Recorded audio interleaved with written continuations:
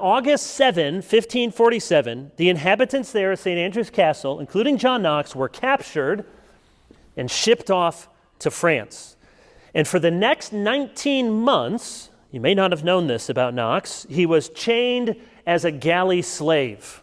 So a French, part of the French fleet that would sail around the North Atlantic and around Europe, part of the French fleet, and the ships were powered typically by 150 galley slaves.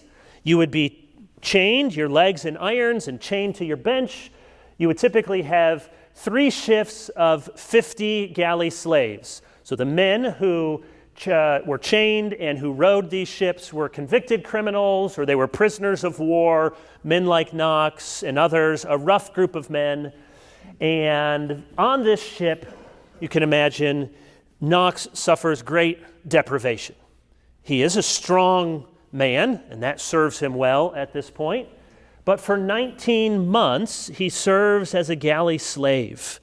150 rowers, 50 men, and to make matters worse, there are many stories of the French officers on the ship forcing the men, many of whom were Scottish, to attend Mass, and the Scottish prisoners refused to attend Mass.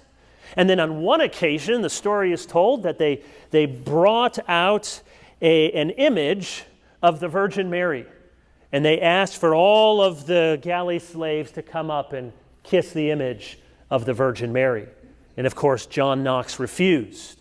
The story is told that the officer put it right into his face, kissed the Virgin Mary. They put it right into his hands because Knox had said earlier that he would not even touch the thing because he considered it an idol and he would be impure. So they put it in his face, they put it in his hands, and what does Knox do once it's in his hands? He throws the image overboard.